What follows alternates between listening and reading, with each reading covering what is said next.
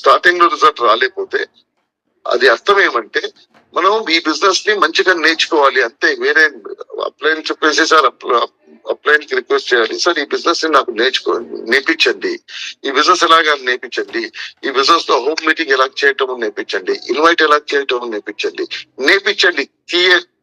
చేయండి కాదు important.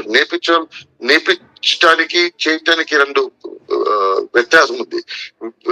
Upline ని పిలిపేసి మీరు చేయండి అని చెప్తే అవుతుంది, చేయండి అని చెప్తే మన బిజినెస్ ముందుకెళ్తుంది.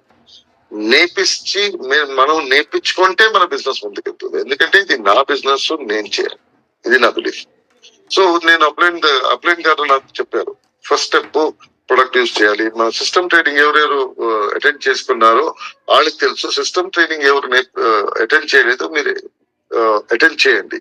నాకు సిద్ధార్థ్ గారు సిస్టమ్ ట్రైనింగ్ గురించి చెప్పారు. సిస్టమ్ ట్రైనింగ్ లో ఏం చెప్తుంది, ఫస్ట్ కన్స్యూమ్ చేయండి, ప్రొడక్ట్ యూజ్ చేయండి, తర్వాత ప్రొడక్ట్ షేర్ చేయండి, తర్వాత మీరు లిస్ట్ చేయండి ఎవరెవరికి బిజినెస్ గురించి చెప్పాలో వాళ్ళది లిస్ట్ చేయండి, హోమ్ మీటింగ్ చేయండి, ఇన్వైట్ చేయండి, హోమ్ మీటింగ్ చేయండి, అప్లైన్ ఫాలో అప్ చేయండి.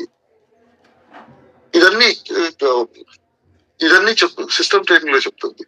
ఈ సిస్టమ్ ట్రైనింగ్ నే నాకు చెప్పారు నా అప్లైన్ సిస్టమ్ ట్రైనింగ్ చెప్పారు. ఫస్ట్ షేర్ చేయి, తర్వాత కన్జ్యూమ్ చేయి, తర్వాత కన్జ్యూమ్ చేయి, షేర్ చేయి, లిస్ట్ చేయి, హోమ్ మీటింగ్ చేయి. ఇదన్నీ వాళ్ళు చెప్తుంటే అదే ఫాలో చేసుకుని వచ్చారు, వేరే కొత్తగా ఏం చేయలేదు.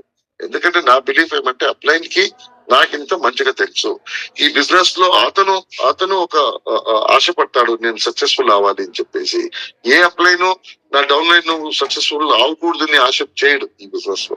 ఎందుకంటే ఈ బిజినెస్ అలాగుంది, అందరూ సక్సెస్ఫుల్ అవ్వాలి.